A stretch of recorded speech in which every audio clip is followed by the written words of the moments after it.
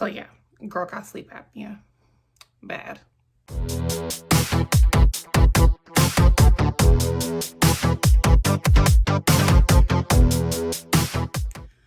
Okay, so let's just get right to it. While I've been going on my weight loss journey, my come to Jesus, my yes, girl, you got this moment, I started paying more attention to my body.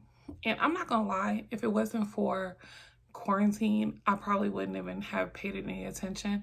I would have blamed it on me working, me having 3 kids, me being a high school cheer coach, and dealing with that hectic season. I would have blamed it on everything, and I would have kept going because that's what I've done for the past 3 years. When I went to the doctor, I was explaining my headaches. Migraines run in my family. It's just a lot, and I use that as an excuse for why I didn't need to check more on it. I'm just like, this is what happens. Everybody in my family has migraines. This is especially and then I started noticing that they will happen more frequently in the morning. And I think I only noticed that because I'm not as busy as I usually am. Because of quarantine. I mean, that's just what it is. When your life slows down, you have to pay attention to things more. And so I talked to my doctor, and she was asking me how many hours of sleep I was getting. I said, I get like 8 hours, but I'm still exhausted. I'm still like super sleepy. I still take naps throughout the day, or I doze off without realizing it. And so they had me do a sleep study. And before I went to the sleep study, okay, I am a research fanatic. Like, I have to look at what I'm getting into. So I did the so I did my research, and y'all, so many symptoms was me. I wake up to migraines. I wake up to headaches all the time, to the point where sometimes I would wake up and my head would be it would be like in so much pain. Like, I would be grabbing my head like that. That's the only way that I would think to get it to stop. And it's not normal, but I normalized it because I just wasn't taking care of myself. I mean, it just is what it is. So, emotional moment. So, cut. Whew, okay. So yeah, they were bad. So because of my BMI, because of everything that I have going on, like, my BMI is high. I will say, I don't know what it was before I lost 20 pounds, but I can tell you right now, I'm still at 44. That is extremely high for me. Like I said, I'm 5'4". And sometimes people do that whole, you don't look bad. You don't look like you weigh that much, or you're fine. And sometimes even you do that to yourself, but stop doing that. If you feel like something's off, something's not right, go look. But okay, anyway, preach session over. So I end up going to my sleep study, and y'all, let me tell you, when I tell you wires all in your head, like, that's why my hair is like this now, because I actually had a sleep study last night. And I just got back not too long this morning, and I wanted to film this before I started the rest of my day. So, they put wires everywhere. How you supposed to sleep?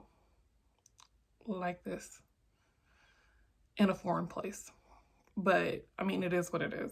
They put wires on your face. They put wires throughout your head. They strap 2 things to you, one at the top, one at the bottom, which is more wires.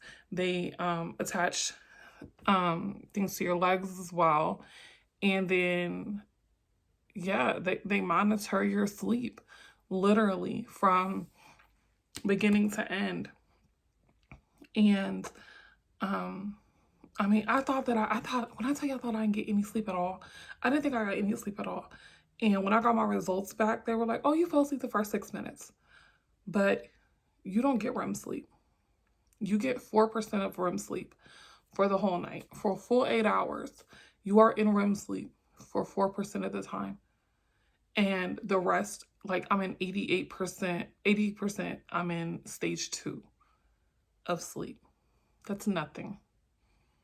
It's nothing. It's literally nothing. And you know, they speak on the episodes that you have, they speak on how frequently they have, but for me, they spoke on something that's more, that leads to it being more severe. They spoke on my oxygen levels. Now, your oxygen levels, you know, they do drop some at night. And y'all, this is just, I guess for me, it's scary because I'm 34 and I have 3 kids. And I do blame myself for not taking care of me better. But when they told me that I am at risk for a stroke or a heart attack because, okay, hold on. Let me get this together and then I'll be right back. Okay, sorry about that, guys. It's emotional because, you know, I have 3 tiny humans that are that need me, and so I always want to make sure that I'm in the best health possible, and I have just realized that I have not done them justice by taking care of myself. So, okay, my oxygen levels dropped to 78%. That's low. It's really low. And my heart rate stays at, it's an average of 90 beats per minute. Sleeping. That's not okay. They said that's my heart rate when I'm walking around the house. And that's just, it's dangerous to yourself. Like, you know, some people, you hear about sleep apnea and you think, I don't know if some people don't realize how dangerous it can be. But, you know, I'm not too young to have a heart attack. I'm not too young to have a stroke because I have this and I have to do what I have to take care of me. So those were the results from my sleep study. Now, what frustrated me was that I got my sleep study results the week of Christmas.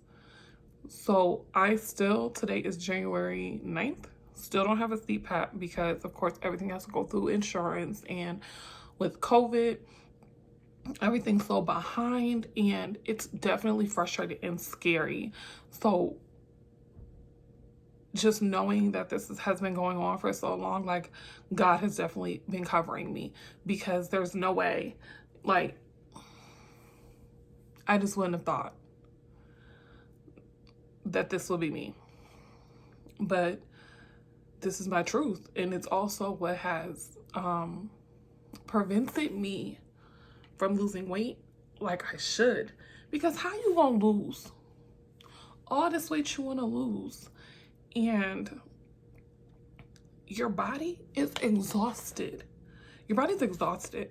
Like, I wake up with so many headaches because I'm depriving my brain of oxygen. I'm forcing my heart to do what my brain is supposed to be doing at night.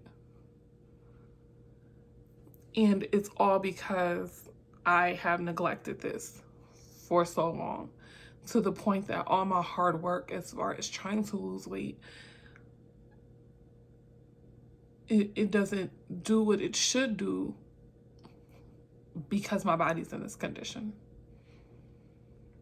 And now I have to think, you're okay, your body's in this condition, and you're putting yourself at risk for more.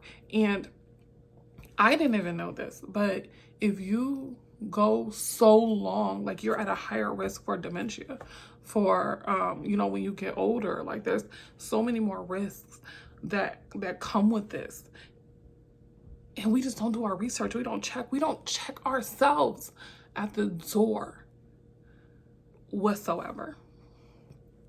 We don't. And this may be more of a vent session. I may have to do like a part 2 for like how to prepare for your sleep study, and what to bring and what to, you know, what to expect.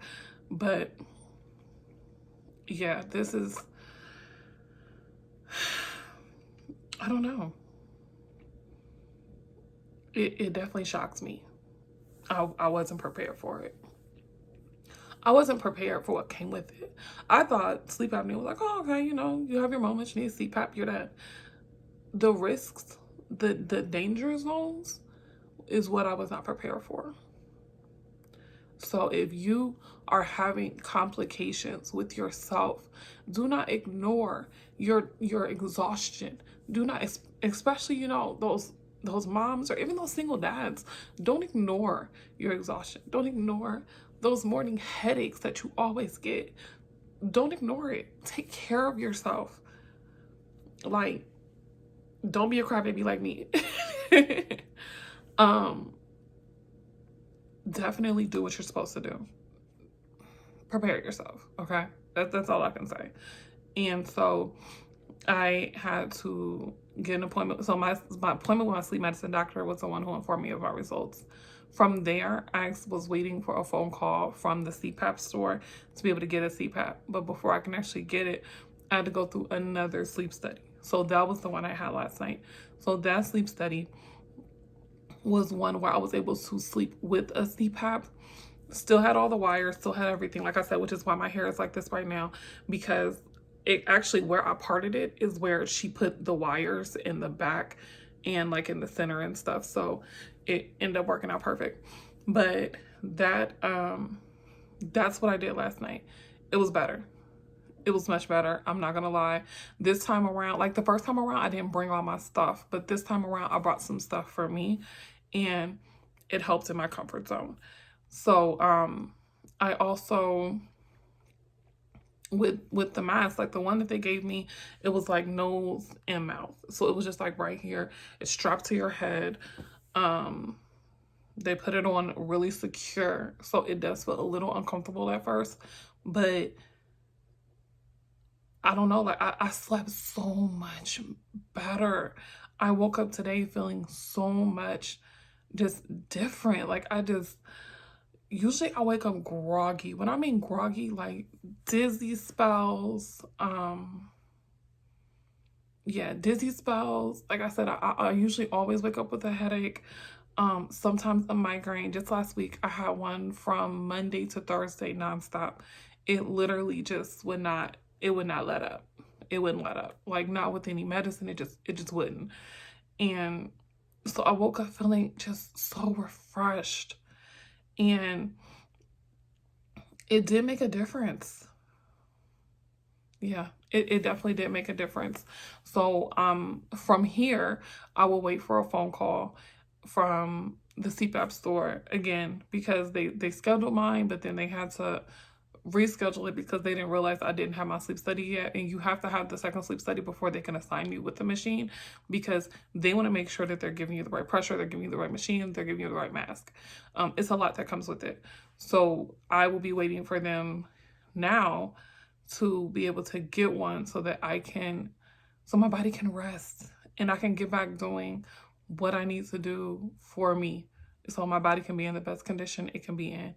So yes, please look at those signs, look at everything. Stop ignoring your body. Don't be like how I was. I ignored my body for years and years. Don't do it. So yeah, I will be back with I'll do a part 2, and it will be what to bring, and I'll go more in depth with the sleep study, and it'll be more of what to prepare and what to, yeah, just how to handle your sleep study. All right. So thank you guys for watching, and thank you for watching my full-on cry session, my full-on breakdown. It's actually needed though. You know, sometimes crying is therapy. So yeah, I will be seeing you guys soon. Bye.